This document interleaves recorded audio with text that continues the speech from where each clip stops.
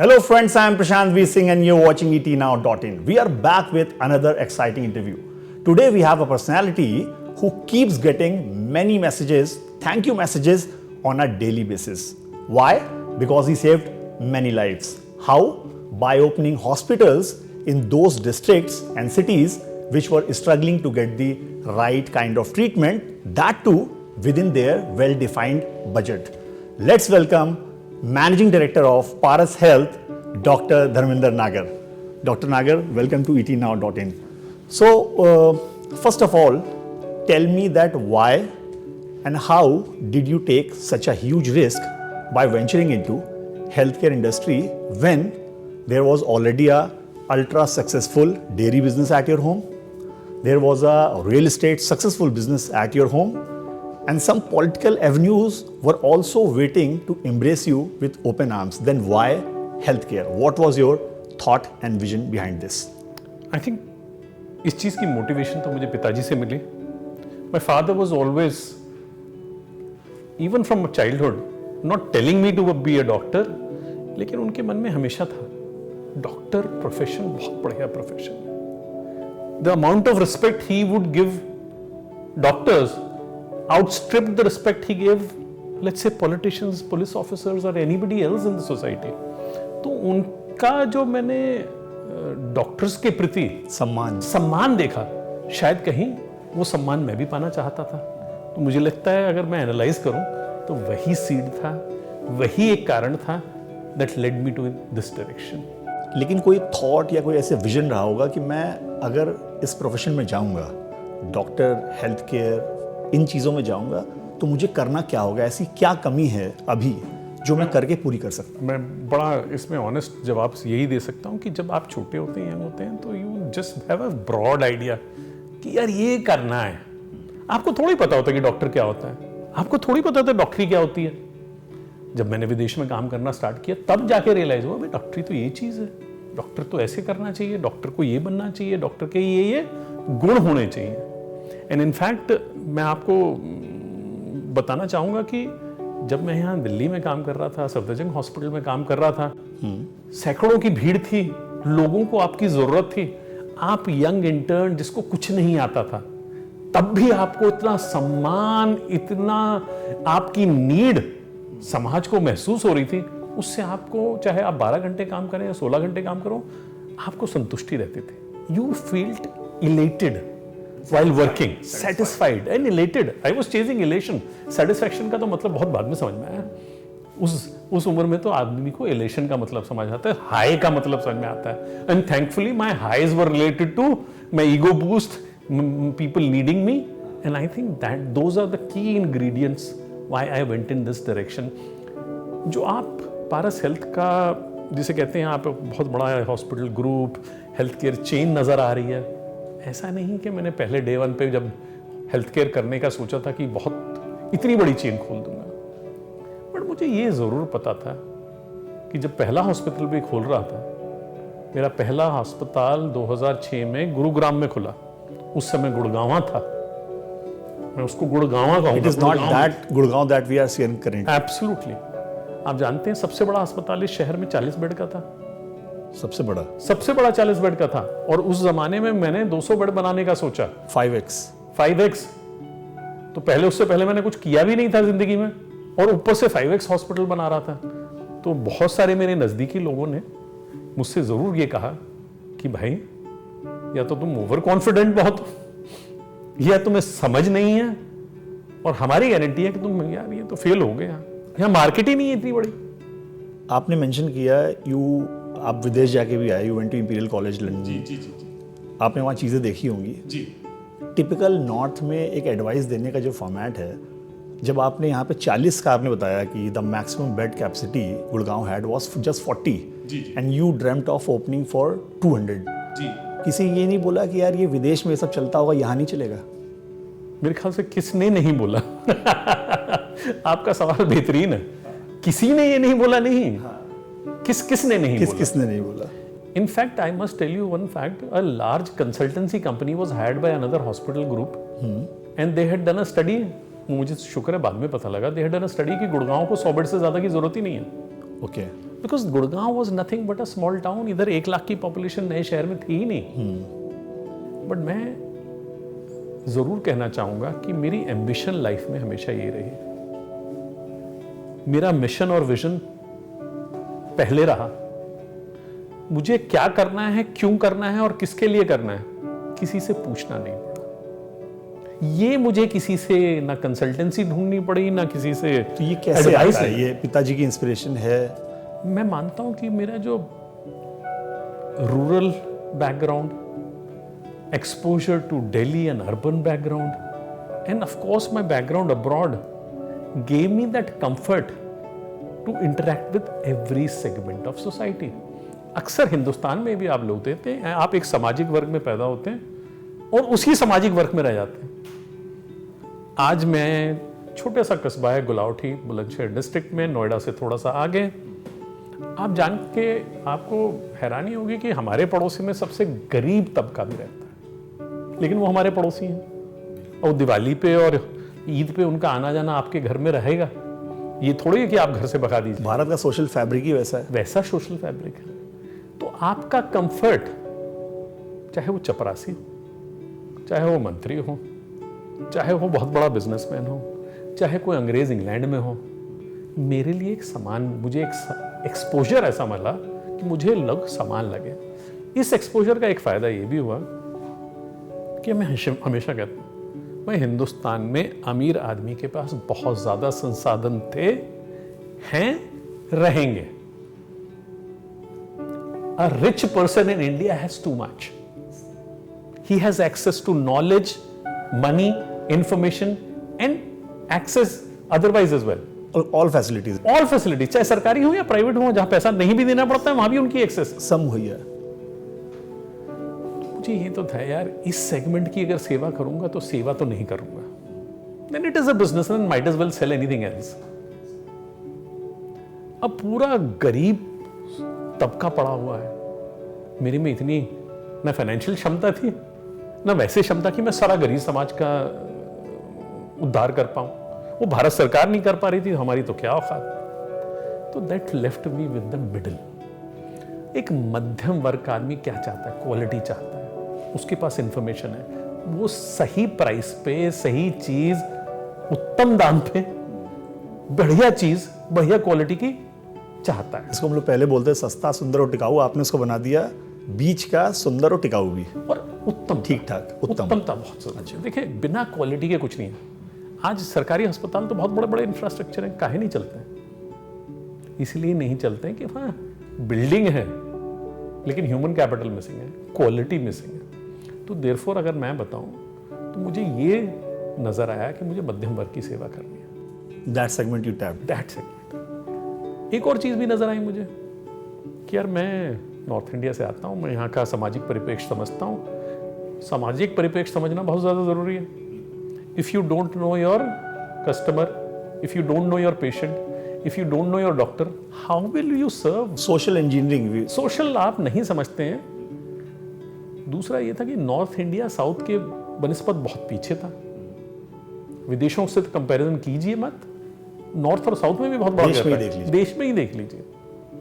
तो मुझे लगा एक नॉर्थ इंडिया में बहुत बड़ा हेल्थ केयर में गैप है, हेल्थ केयर एक्सेस का गैप है, और मध्यम वर्ग के लिए तो एक्सेस है ही. स्कोप बहुत है काम करने के लिए. इसीलिए मेरी मिशन विजन बनी अफोर्डेबिलिटी, एक्सेसिबिलिटी, क्वालिटी. इन तीनों का समन्वय बनके मेरी मिशन और विजन बनी. अदरवाइज आप सिर्फ सस्ता काम भी कर सकते हैं, सिर्फ अमीर लोगों के लिए भी काम कर सकते हैं, और बिना क्वालिटी के भी काम कर सकते हैं. मैं इस मामले में बड़ा लालची हूं. मैं सब कुछ बेहतरीन तरीके से करना चाहता हूं, और ये वैल्यूज मेरे लिए बहुत बहुत इंपॉर्टेंट है. एक संक्षिप्त में एक और चीज मैं ऐड कर दूं. 2 साल पहले मैंने अपने ब्रांड को रीवैल्यूएट किया. 16, 17, 18 वर्ष हो चुके थे. मैंने कहा क्या मैं अपनी वैल्यूज को लिव कर रहा हूं? 2006 में पारस स्टार्ट. 2006 में स्टार्ट हुआ. मैंने कहा क्या अपनी जो मिशन विजन था, क्या अपनी वैल्यूज था, उनके ऊपर मैं अडिग हूं? क्या मैं उस डायरेक्शन में काम कर रहा हूं? क्या मैं उन वैल्यूज को जैसे रिपोर्ट कार्ड तैयार कर दिया.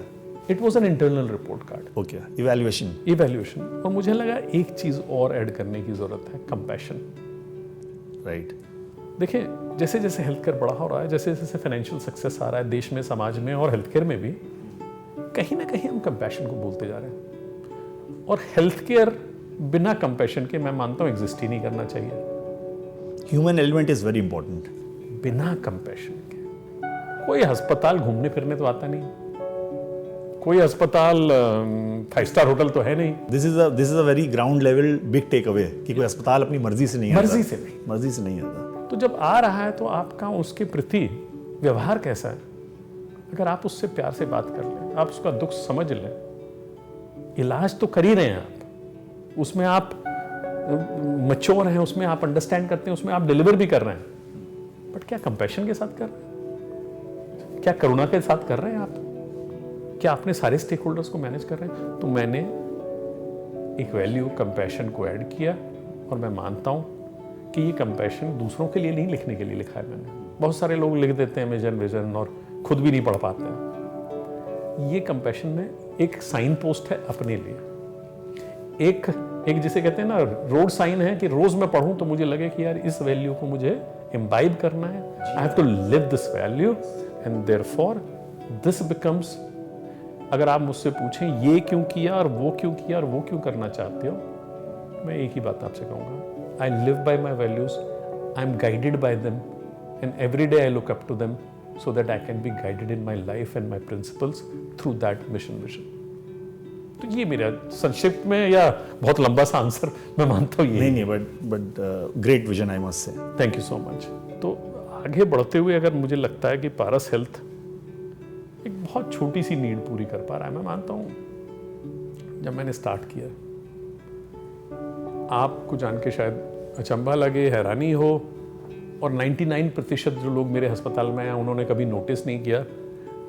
जब मैंने पहला अस्पताल बनाया गुड़गांव में, जहाँ कोई हॉस्पिटल नहीं था, तब भी मैंने अपने हॉस्पिटल के ऊपर लिखा था Paras hospitals. Again it was not for intended for general population to notice, but it was something as an aspiration to me that if I am opening a hospital, I feel motivated. And I also for the future must make sure that I am opening hospitals, I will open more than one. If I succeed, I never knew I'll succeed or not. ये कि कहीं लिखा के थोड़ी आया था मैं कि मैं अस्पताल बनाऊंगा और बहुत सक्सेसफुल आदमी बन जाऊंगा। ऐसा तो नियति ने नहीं लिखा। लोग आते गए, कारमा बनता गया। लोग आते गए, कारमा बनता गया, और मैं मानता हूं लोगों ने ही इस कारमा को बढ़ाया। आपको जान के शायद हैरानी हो, खुशी भी हो, कि जो सबसे पहले डॉक्टर मेरे साथ जुड़े, सबसे पहले, अभी मेरा अस्पताल चालू नहीं भी हुआ था, बिल्डिंग बन रही थी, खत्म होने की। ये गुड़गांव की बात है, गुड़गांव की बात है। Director of neuro sciences AIIMS के पद्मश्री डॉक्टर वीएस मेहता से मैं मिला। उनसे मैंने अपनी अपेक्षा जाहिर की कि सर मैं आपके साथ काम करना चाहता हूं।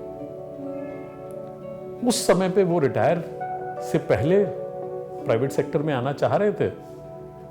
तो इस शहर में उस समय 2 बड़े अस्पताल ग्रुप थे, और दोनों के जो मालिक थे उनके साथ लंच और डिनर कर रहे थे, उनको अपनी तरफ खींचने के लिए। मैं उनसे मिलने गया उनके घर पे, एम्स के कैंपस में, और 2 बार मुलाकात हुई। और सर ने मुझसे ये कहा कि Dharmendra, I will work with you, this is how we will work. और बहुत सारे लोग मुझसे बाद में पूछते हैं कि यार तुमने ये डॉक्टर कैसे हायर किया, तो मैं उनसे ये कहता हूँ, भाई साहब मैंने उनको हायर नहीं किया था, शायद वो उस समय मुझे गलतफहमी रही हो, उन्होंने मुझे हायर किया था। He was a visionary, he saw something in me. क्योंकि वो तो पद्मश्री, वो तो कई बार आपका पोटेंशियल दूसरे देख लेते हैं, दूसरे ही देखते हैं। मुझे तो अपने आप में इतना विश्वास नहीं था। मुझे तो ये भी डर था कि मैं क्यों मिलने जा रहा हूं इतने बड़े आदमी से जो पद्मश्री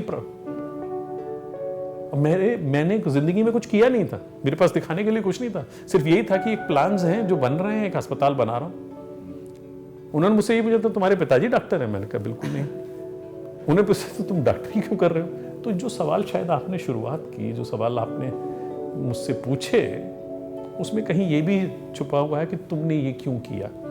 और ये सवाल डॉक्टर मेहता ने आज से 18-20 साल पहले मुझसे यही पूछा, तुम क्यों करना चाहते हो?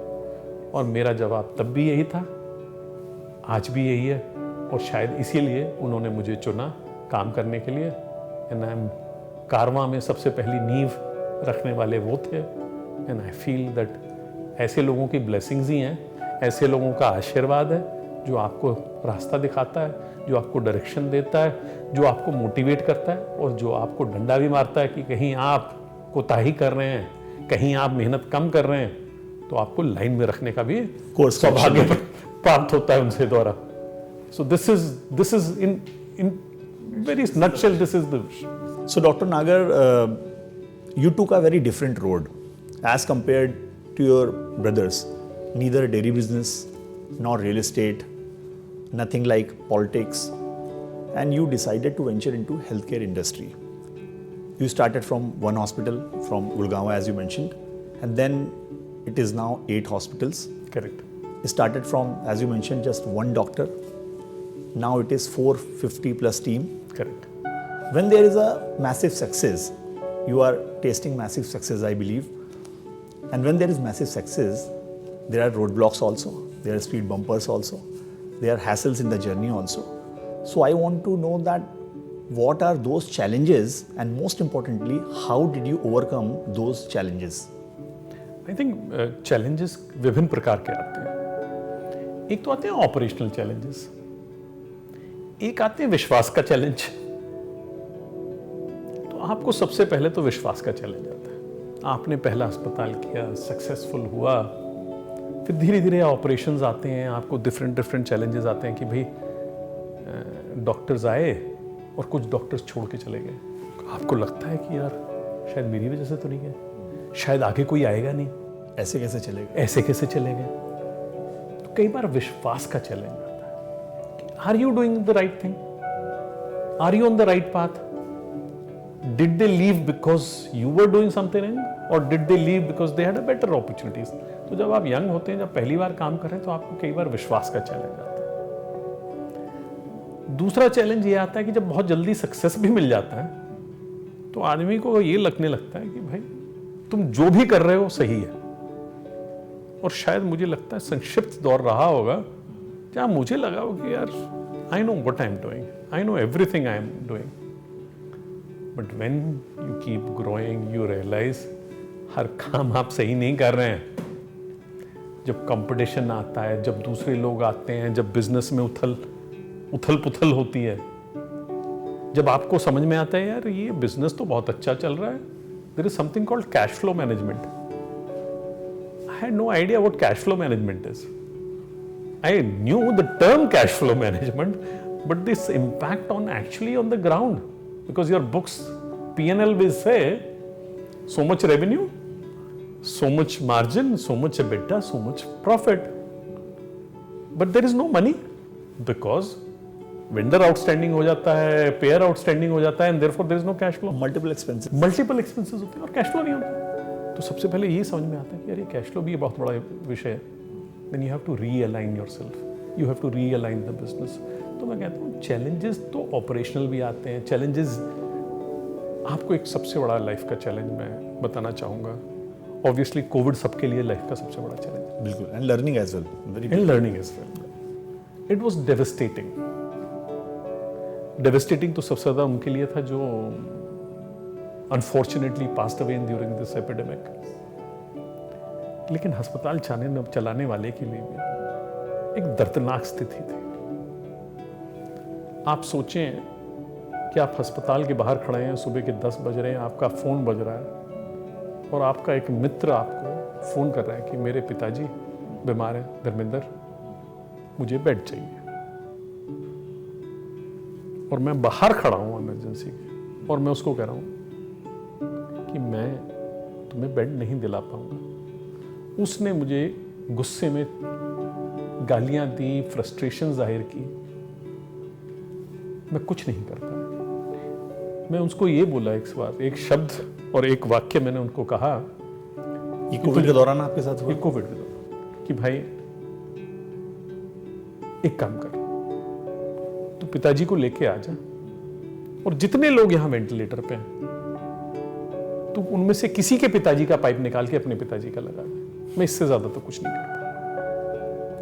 आप जब असहाय महसूस करते हैं, जब आप दूसरों को असहाय देखते हैं, it is challenging for you personally, professionally, और कहीं ना कहीं आपकी ह्यूमैनिटी भी हिल जाती है।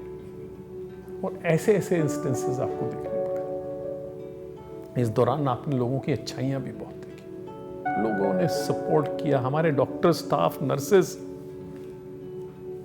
झाड़ू पोछे वाला। जब हर आदमी डर रहा था कि अस्पताल तो क्या, किसी कोविड के आसपास 1 किलोमीटर के दायरे में भी ना जाऊं, तब वो डेली हॉस्पिटल्स आ रहे थे। और आप बताइए, झाड़ू पोछा लगाने वाले को, जो मजदूर आदमी है, उसको क्या जरूरत है अस्पताल आने की? वो तो अपनी जान पे खेल के आ रहा था। चलो डॉक्टर का मैं मान लेता हूं, नर्स का मैं मान लेता हूं, वो भी अपनी जान पे खेल रहे थे। पर मैं उस झाड़ू पोछे वाले को देख के मुझे अभी तक विश्वास नहीं कि वो क्यों आ रहे थे। They saw something bigger in the mission than themselves. और इससे आपको ह्यूमैनिटी पे एक विश्वास जागता है कि बहुत अच्छे लोग समाज के हर तबके में मौजूद हैं। अगर आप उनको अपने से बड़ी मिशन दोगे, एक अपने से बड़ा कार्य दोगे, तो वो पक्का करेंगे। तो एक चैलेंज मैं आपको ये समझाना चाह रहा हूँ कि ये पर्सनल लेवल पे, प्रोफेशनल लेवल पे, कोविड सामाजिक लेवल पे भी एक बहुत बड़ा चैलेंज था। मैंने भी फेस किया। मैंने आपको छोटा सा कैश फ्लो का एग्जांपल दिया कि वो भी एक चैलेंज था। हर जगह, हर समय पे, हर टाइम पे आपको चैलेंज फेस करना है। अगर आपको लग रहा है कि मैंने पास्ट में ही चैलेंज फेस किए और फ्यूचर में नहीं करूंगा, ऐसा नहीं हो सकता। लेकिन जो चैलेंजेस फेस किए हैं उनकी लर्निंग से फ्यूचर वाले तो इजीली ओवरकम हो जाते हैं। तो कोविड ने क्या सिखाया? Covid, you can overcome anything. Covid की जब वेव 2 थी तो उसमें भी शायद सेम चीज़ें फेस करी होंगी, उतनी इंटेंसिटी में नहीं करी होंगी, but must have faced. What did you prepare? Flexibility. How can you put more beds? How can you work with lower resources? How can you help patients in outdoor basis? Virtually, how you can Virtually, how can you use telemedicine, teleradiology to treat people at home, not to bring them into the hospital? help? Technology can be used. Technology भी can be used. Home monitoring. So आप technically बहुत सारी चीजें भी सीख पाते हैं, तो आपने ये सब चीजें सीखी। तो ये दौर आपको मैं एक और इंसिडेंस बताऊंगा। गुड़गांव नया शहर है, लेकिन हाँ, कुछ वर्ष पहले बहुत तगड़ी फ्लडिंग हुई। उस फ्लडिंग में हमारी बेसमेंट में हमारा इक्विपमेंट खत्म हो गया सारा, जो हमने नया लगाया था। 25 करोड़ का लेना, एक पेट स्कैन, सब। लेकिन भगवान का शुक्र था, कोई जानो माल का नुकसान नहीं हुआ, क्योंकि हमारी टीम्स मुत्तहिद थी, ऑन ग्राउंड थी, and they were tackling this. We lost money but we didn't lose a single life. And I think I still look back, और अभी भी पसीने आ जाते हैं उस दौर को देखते हुए। और भगवान का शुक्र अभी भी अदा करता हूं कि यार एक भी जानो माल का नुकसान नहीं हुआ। तो ऐसे ऐसे आते हैं। जब मैं बिहार जाने का सोचा, जब मैं बिहार गया हूं, पटना में हॉस्पिटल खोला है, तो वहां उस समय वहां पे भी कोई अस्पताल। Now you have in Darbhanga also. We have in Darbhanga also. तो पटना में कोई अस्पताल नहीं था, और मुझे लोगों ने कहा कि तुम बिहारी हो And क्या? you started with number of beds? 350 beds, 350 beds. पूरे स्टेट का पहला सबसे This is बड़ा the maximum capacity of statewide. Maximum capacity the state. पहला पेट स्कैन लगाया हमने पटना में। ये पेट स्कैन इक्विपमेंट है जिससे आप कैंसर डिटेक्शन करते हैं। एनसीआर और कलकत्ता के बीच में प्राइवेट सेक्टर में पहला PET scan. It is tough. Tomography is tough. So we have done those challenging things also. और लोगों ने कहा तुम बिहारी हो गए यार, तभी बिहार में काम कर रहे हो? वे बिहार में तो बिहारी नहीं आता, तुम तो क्या कर रहे हो भाई यहाँ? मैंने कहा यार, मुझे लगता है कि इस प्रदेश में मेडिकल टैलेंट है, समझदार लोग हैं, लोग अपने इलाज के लिए दिल्ली जा रहे हैं, प्राइवेट सेक्टर में जा रहे हैं, पब्लिक सेक्टर में भी जा रहे हैं, तो इलाज तो चाहते हैं, अच्छा इलाज चाहते हैं, तभी जा रहे हैं यहाँ से। तो क्यों ना मैं इलाज उनके घर पे प्रोवाइड करूँ? और मुझे लगता है कि मैं गुड़गांव से बड़ा अस्पताल बनाऊंगा, उससे ज़्यादा इक्विपमेंट डालूंगा, और बेटर कंसल्टेंट्स को, डॉक्टर्स को लेके आऊंगा पूरे देश से, विदेश से भी, and they will like to work in their own state. और वही किया। बिहार का सबसे पहला, सबसे बड़ा कॉर्पोरेट कॉम्प्रिहेंसिव सेंटर खोला। एक चैलेंजिंग काम किया और बहुत चैलेंजेस आए उसमें भी, उसमें बहुत परेशानियां हैं, बहुत सामाजिक तौर पे भी परेशानियां हैं, लेकिन मुझे लगा कि यार एक ये काम तो मुझे करना है। And it turned out to be the most successful hospital, the most path breaking hospital. और उस जर्नी में फिर दरभंगा पहुंचे, उस जर्नी में आज हम रांची में 300 बेड का अस्पताल चला रहे हैं। और पिछले वर्ष में मैंने श्रीनगर में कश्मीर का सबसे बड़ा प्राइवेट सेक्टर में अस्पताल 200 बेड का कॉर्पोरेट हॉस्पिटल खोला है, 200 बेड्स। और वही कारण है, लोगों ने मुझसे कहा यार तुम क्या कर रहे हो, कश्मीर कैसे जाओगे? और ये मैं कश्मीर, ये अस्पताल बनाने की जर्नी 370 के बाद की नहीं है, ये उससे पहले की है। अच्छा, आइडिया और प्लानिंग उससे पहले का? जी, जिस दिन मैं गया था पहली बार तो सड़क पे पथराव हो रहा था, उससे पहले फायरिंग होकर हटी थी और मैं साइट देखने जा रहा था। तब आपको लगा होगा अस्पताल की और ज़रूरत है यहाँ पे? 100%। लोगों ने मुझसे बहुत कहा यार डरते क्यों नहीं हो तुम? मैं कहता हूँ यही शायद मेरे डीएनए में नहीं है, डर। मेरे डीएनए में खौफ नहीं है। और मुझे लगता है कि 1 करोड़ कश्मीर की जनता अपने इलाज के लिए अगर चंडीगढ़ आ रही है, दिल्ली आ रही है, विदेश जा रही है, मुझे वहाँ जाके उनके लिए कुछ करना है। मुझे पता था कश्मीर में एक बेहतरीन डॉक्टर्स का ग्रुप भी है, and I am proud to say most talented doctors. मेरे पास कश्मीर में एक डॉक्टर साहब हैं, मुझे अमेरिका से ईमेल आती है कि मेरा नाम डॉक्टर फलाना फलाना है, मैं रोबोटिक सर्जन हूँ, मैं यूएसए में काम करता हूँ और मैं कश्मीर वापस आके अपनी सेवाएं प्रदान करता हूँ। मुझे लगा यार ये झूठ बोल रहा है, 20 साल से जो अमेरिका में सेटल है, कौन वापस आता है, कौन कश्मीर जाएगा? मैंने कहा आप अपनी सीवी भेजिए। उसकी सीवी आई है, मैंने किसी को फोन मिलाया कि भाई इसका रेफरेंस चेक करो, ये जेन्युइन आदमी भी है कि नहीं है? It turned out he was a genuine guy, he came and met me, he is a robotic transplant surgeon. आज आपको जान के खुशी हुई, आज वो श्रीनगर में अपनी सेवाएं प्रदान कर रहा है। अच्छा, it has been implemented. It has been implemented. तो he is the most enthusiastic person. मुझे कहता है यार, मैंने कहा आप पहले क्यों नहीं आए? कह रहे भाई मैं रोबोटिक ट्रांसप्लांट सर्जन हूँ, नर्सिंग होम में तो नहीं काम कर पाऊंगा। Multi speciality is needed and I feel that I want to give back to society. मैंने कहा यार हमारा भी मिशन यही है, आपका भी मिशन यही है, we are partners in health now. और मैं श्रीनगर फैसिलिटी को, जैसे बिहार फैसिलिटी, जहाँ जहाँ भी हमने खोली, they are benchmark for that region. ये अपने आप में एक वहाँ के लिए एक चीज़ है जो उस सोसाइटी को चेंज कर रही है, उस समाज में बदलाव ला रही है, उस समाज का उत्थान कर रही है। आप जानते ही होंगे कि सबसे ज़्यादा महिलाएं कहाँ काम करती हैं, किस सेक्टर में? अस्पताल सेक्टर में। Nursing, doctors, every segment of society, front office. मैं एक आपको छोटा सा वाक्य बताना चाहूँगा। मैं श्रीनगर के हॉस्पिटल में अपना दौरा कर रहा था, तो मेरे मैनेजर ने कहा कि सर ये सामने ये जो लड़की झाड़ू लगा रही है, उसने छोटा सा हिजाब पहना हुआ था, लड़की झाड़ू लगा रही थी, आपसे मिलना चाह रही है। मुझे लगा पक्का कोई शिकायत करेगी, पक्का तनख्वाह बढ़ाने की कोशिश करेगी, पक्का कोई नाराजगी जाहिर करेगी। आपका एक्सपेक्टेशन जब आप इतने एम्प्लॉयज को रखते हैं यही होता है, किसी ना किसी की नाराजगी से आप, या किसी ना किसी की रिक्वेस्ट से, या ना किसी की शिफ्ट चेंज कराने से। उस लड़की को बहुत हल्की सी हिंदी आती थी। उसने कहा कि मैं आपका थैंक यू करना चाहती हूँ। मैंने कहा शायद आज हमारे हिंदुस्तान में फ्लैटरी की आदत बहुत ज़्यादा है, तो शायद फ्लैटर कर रहे हैं, थैंक यू कहने की आदत है। किसी मैनेजर ने बोल दिया होगा तुम थैंक यू करते हैं, पर ऐसा नहीं था।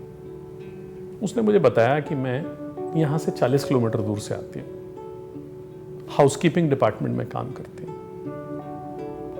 आपको मैं थैंक यू इसलिए कर रही हूँ कि अगर आपका अस्पताल ना होता तो मुझे काम करने नहीं दिया जाता।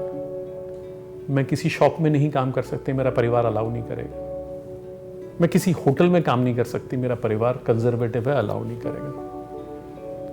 पर जब मेरे परिवार वालों ने इस अस्पताल को देखा, इस एरिया को देखा, इन लोगों को देखा, उन्होंने कहा हाँ बेटा काम करो।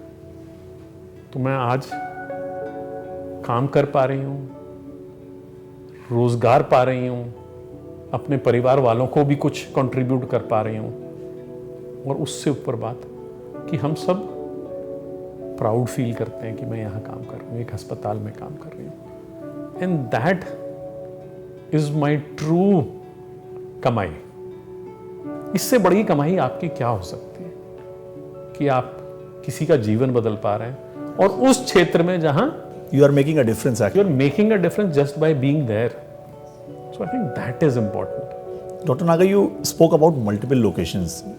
Earlier you spoke about Gurgaon, your journey in Darbhanga, Patna, and now this hospital in Srinagar, this incident, heart-touching. So I was wondering, how do you guys choose your locations? आप अपने जो locations हैं, आप अगर plan करते हैं कि अब मेरा next hospital इस शहर में आना चाहिए, तो is there any logic, rationale, research study behind this, behind picking the locations? कैसे करते हैं ये? We have multi-pronged approach for this.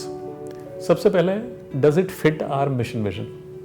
Mission vision में values है मेरी accessibility, affordability, quality. जिस क्षेत्र में एक्सेस नहीं है, जैसे पटना हम गए, वहां कोई एक्सेस नहीं थी हॉस्पिटल्स की, जहां हम गुड़गांव में तब हॉस्पिटल्स की एक्सेस नहीं थी, या वहां क्वालिटी का गैप रहे, तो पहले तो ये फिट होना चाहिए, क्वालिटी, एक्सेसिबिलिटी, अफोर्डेबिलिटी, किसी ना किसी इन वैल्यूज का वहां पे लैक हो। सो इंफ्रास्ट्रक्चर लैक हो गया, क्वालिटी लैक कर गई। नॉर्थ इंडिया में काम करना है, मेरे पास, आपको जान के लगेगा कि आप बहुत एम्बिशियस हूं डॉक्टर नागर, मेरे पास 50 शहरों की लिस्ट ऑलरेडी है जहां मैं अस्पताल खोलना चाहता हूं। मापदंड ये है कि मेरे मिशन विजन फुलफिल हो, मापदंड ये है कि वहाँ हॉस्पिटल उस स्केल का ना हो, मापदंड ये है कि वहाँ कोई मेडिकल कॉलेज एग्जिस्ट करता हो, लोगों को पहले से ही जाने का आदत हो उस क्षेत्र में। सरकारी अस्पताल है और प्राइवेट सेक्टर नहीं है, तो मैं एक प्राइवेट सेक्टर का state of the art hospital उस क्षेत्र के लिए लेके आता हूँ। We are solving for a problem of access. 50 locations आपके पास ऑलरेडी हैं उसके? मैं तो ये 50 लोकेशंस के 25 मापदंड हैं जिनको हम वेटेड एवरेज के साथ क्वार्टरली रिव्यू करते हैं। ओके। सो हम तो मात्र 9-10 शहरों में पहुंच पाए हैं अभी, तो मुझे लगता है जर्नी में तो बहुत काम बाकी है। लोग अपनी बकेट, जैसे जेनजी बोलती है कि this is my bucket list, आपकी बकेट लिस्ट में 50 शहर ऑलरेडी हैं? हाँ, मतलब ये 50 शहर तो डेफिनेटिव है। अच्छा, ओके। तो this is just a list, bucket list तो बहुत बड़ी है। बकेट लिस्ट बहुत बड़ी है। Okay. I have aspirations to do larger stuff to change the dynamics of healthcare delivery in North India. So that is the ambition. This is the reason I work. These are the cities I work in. And I'll continue to work in. कितना कर पाएंगे तो ये भगवान जाने, ये मेरे हाथ में तो है नहीं। This is a journey I am on. This is the ambition I have. And hopefully I'll be able to do more and more. And when I say I, please don't take it as I as Dr. Nagar. I means Paras Health. I means my team. I means everybody here. सैकड़ों doctors, हजारों nurses, हजारों staff, management team, इन सबको मिलके आई बनता है। मैं अकेला आया ही नहीं हूं, मैंने तो बहुत छोटी सी कंट्रीब्यूशन से स्टार्ट किया था। I feel that they are more responsible for this journey. They are more accountable for this journey.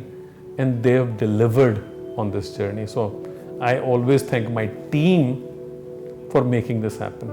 तो जो मैं जहां पे भी मैं आई यूज कर रहा हूं, प्लीज मान के चलिए वो आई नहीं है, I am just representing my team. I means team. I means team. एक इंटरेस्टिंग चीज़ मुझे आपसे पूछनी है कि आपके अलग अलग लोकेशंस में आपने अपने हॉस्पिटल्स खोले, you open multiple location, you explain it's a multi thronged approach. So do you have any vision for medical tourism in India also, and how do you see medical tourism's future in India? Prashant ji, आपने बेहतरीन सवाल पूछा। Medical tourism India में बहुत समय से चल रही है। आप कहेंगे ऐसा कैसे हो सकता है? मैं कह रहा हूं दशकों से मेडिकल टूरिज्म चल रही है। बातचीत हो रही है। मेडिकल टूरिज्म चल रही है, लेकिन medical tourism one state to the other state हो रही है। बिहार में कोई अस्पताल नहीं, सबको दिल्ली आना पड़ रहा है। ये क्या नहीं है, मेडिकल टूरिज्म है। दिल्ली में कमाई हो रही है, इलाज बिहारी का हो रहा है। This is forced medical tourism. So मेरी जिंदगी में एक ही एम्बिशन था कि ये इंटरनल मेडिकल टूरिज्म को कैसे खत्म किया जाए। आप कह रहे हैं मेडिकल टूरिज्म स्टार्ट किया जाए, मैं कह रहा हूं पहले इंटरनल मेडिकल टूरिज्म खत्म करना पारस हेल्थ का ध्येय होगा। We want to finish internal medical tourism. जहां आप रहते हैं, जिस शहर में आप रहते हैं, मैं आपको इलाज वहीं प्रोवाइड करना चाहता हूं। बेस्ट क्वालिटी, बेस्ट इंफ्रास्ट्रक्चर, जिससे आपको ना आना पड़े, आपको दर दर की ठोकरें ना खानी पड़े, आप अपना शहर छोड़ के ना आए, अपने माता पिताजी को लेके और परिवार को लेके दर दर ठोकरें ना खाएं। दूसरा मेडिकल टूरिज्म है विदेशों से देश में आने वाले medical tourist outside the country. वो आते हैं, आप पारस गुड़गांव में देख लिए, वहां से आते हैं। पारस पटना में बांग्लादेश से आते हैं। अच्छा, ये ऑलरेडी स्टार्टेड, ये ऑलरेडी हो रहा है। बट क्या कारण है कि मैं, चाहे वो गरीब हो या अमीर हो या बिहारी हो या कश्मीरी हो या इराकी हो या ओमानी हो या यमनी हो या नाइजीरियन हो, मेरे लिए तो मरीज है। मैं उसको वही सेवाएं, वही वैल्यूज से सर्व करूंगा। मुझे उसके ना स्किन कलर, ना उसकी नेशनैलिटी, ना उसके सोशो इकोनॉमिक कंडीशन से मतलब है। मेरे को तो सही इलाज सही डॉक्टरों द्वारा सही प्राइस पे दिया जाए, वो महत्वपूर्ण है। So Dr. Nagar, during COVID times, people use technology for home medication, home treatment, home monitoring. So from that technology world, I want to ask a question that nowadays AI is a buzzword. Okay. It's being used in every professional field. Okay. So how do you see this AI in healthcare industry? Plus, are you using this? If yes, then what are the benefits, what are the pros, cons, and what are the things that you keep in mind so that there is one mission statement term, compassion, that remains intact in terms of human touch?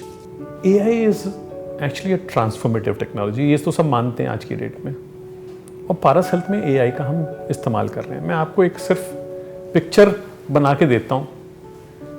मेरे यहाँ सारे doctors electronic medical records का इस्तेमाल करते हैं। इसका मतलब क्या है आम भाषा में, कि आप पारस अस्पताल आए, डॉक्टर के पास कंप्यूटर है, उसमें आपकी प्रीवियस पूरी हिस्ट्री लिखी हुई है, क्योंकि आप पहले कभी आए थे, आपके नाम से जो भी आपने हिस्ट्री दी थी, जो भी आपने टेस्ट कराए थे, entire track record is available.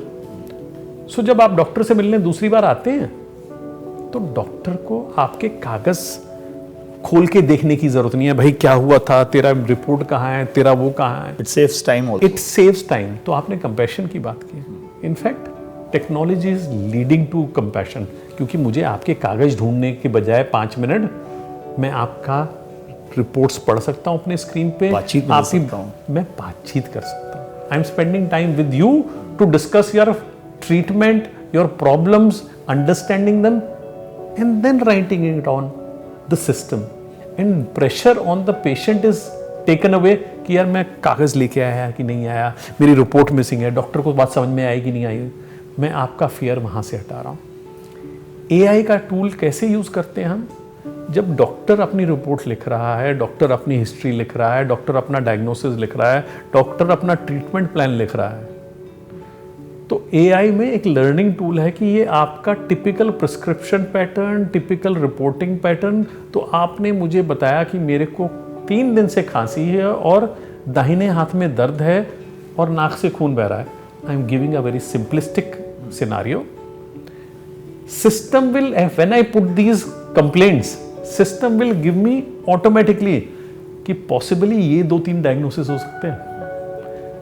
और डॉक्टर जब आप उसको वेरीफाई कर लेता है, तो उसमें ऑटोमेटिकली प्रोटोकॉल आ जाता है कि आप इस चीज के लिए आप ये टेस्ट लिखिए। जब वो टेस्ट मेन्यू आ जाता है, तो उसके साथ ये प्रिस्क्रिप्शन डॉक्टर साहब टिपिकली लिखते हैं, ये वाले डॉक्टर साहब जिन्होंने लॉगिन किया हुआ है, तो वो ऑटोमेटिकली वो प्रिस्क्रिप्शन भी आ जाता है। तो क्या हुआ कि बहुत सारी चीजें जो रिपीटेटिव टास्क हैं वो ऑटोमेटेड हो रही हैं। AI is always learning.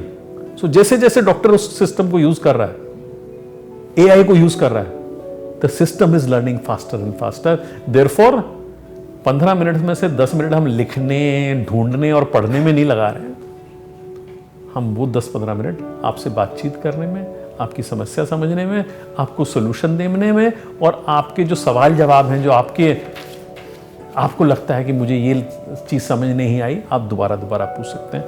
This is a on going journey. I believe AI will transform Indian health care, एक स्टैंडर्डाइज करेगी, एक प्रोटोकॉलाइज करेगी, और डॉक्टरों को समय देगी अपने मरीज से ज़्यादा इंटरेक्ट करने।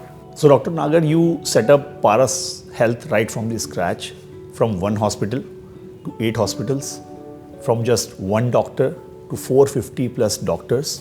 So, I want, do you have any message to future entrepreneurs, people who are already doctors, successful doctors, and now they want to move to entrepreneurship and open their hospital chains and network? Any do's, don'ts you want to suggest? Any doctor who wants to become an entrepreneur and wants to start his hospital, पहला तो advice ये है, please do it. This is a very very fulfilling journey. Go for it, just do it.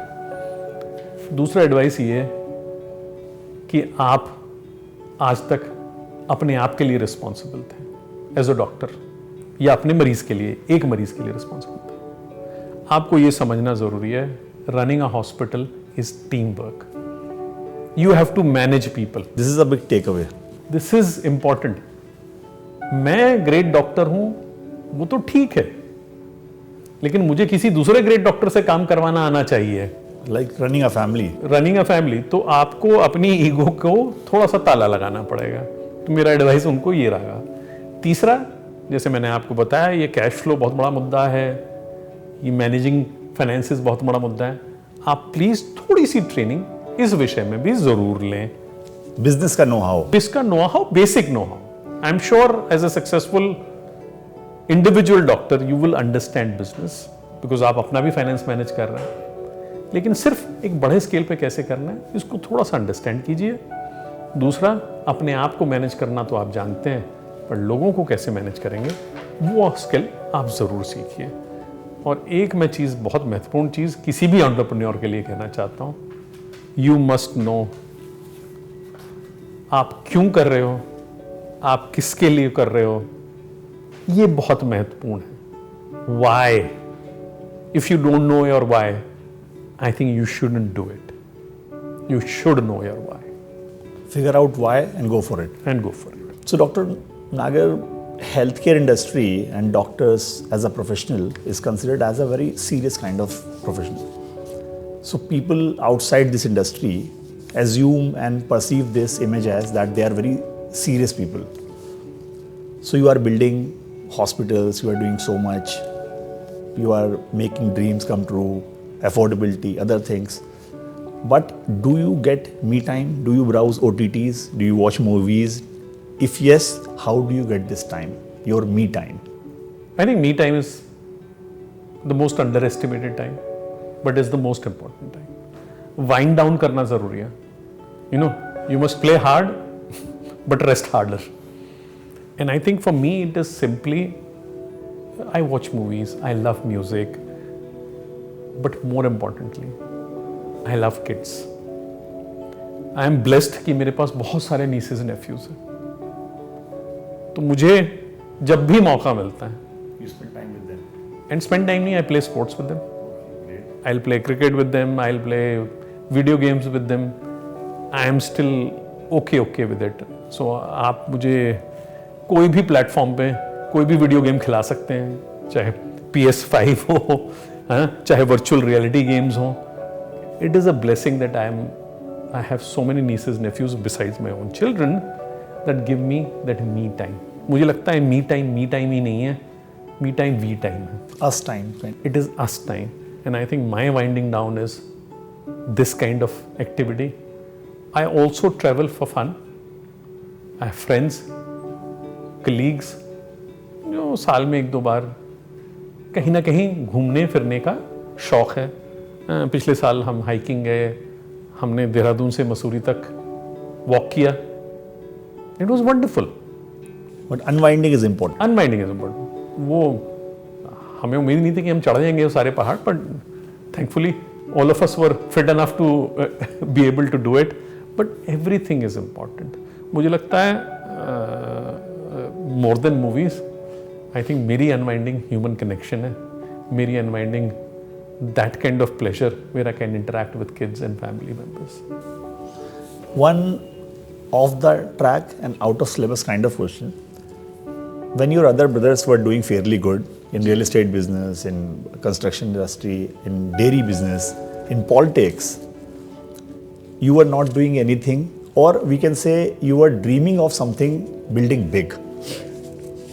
Didn't anyone come to you and advise कि बॉलीवुड में try करो? Since I am asking this off the record question because I want an honest, very honest answer, because you are a good looking man. So did anyone? It is very typical advice in North India. नहीं, thank you very much. Fortunately for me, किसी ने मुझे ये advice तो नहीं किया, but ये ज़रूर कहूँगा उन्होंने ये एडवाइस कई बार किया कि भाई सोच लो, कुछ और कर लो, तुम बहुत बड़ा सोच रहे हो. सटल हिंट दिया? सटल हिंट भी नहीं दिया. मैं आपके कॉम्प्लीमेंट को सराखों पे, I take it as a compliment, but I believe ऐसा कॉम्प्लीमेंट मुझे उस समय किसी ने नहीं दिया, और मुझे लगता है कर दिया होता तो हो सकता है मैं आज बॉम्बे में होता, सड़कों पे धक्के खा रहा होता. लेकिन भगवान ने मुझे एक शायद इस धरती सेवा करने का मौका दिया, किसी काम के लिए भेजा है, और एक मिशन के लिए भेजा है, और मैं पार्टली उस मकसद में शायद कामयाबी की तरफ बढ़ रहा हूँ. अभी बहुत दूर हूँ कामयाबी से, बट पार्टली उस कामयाबी की तरफ बढ़ रहा हूँ.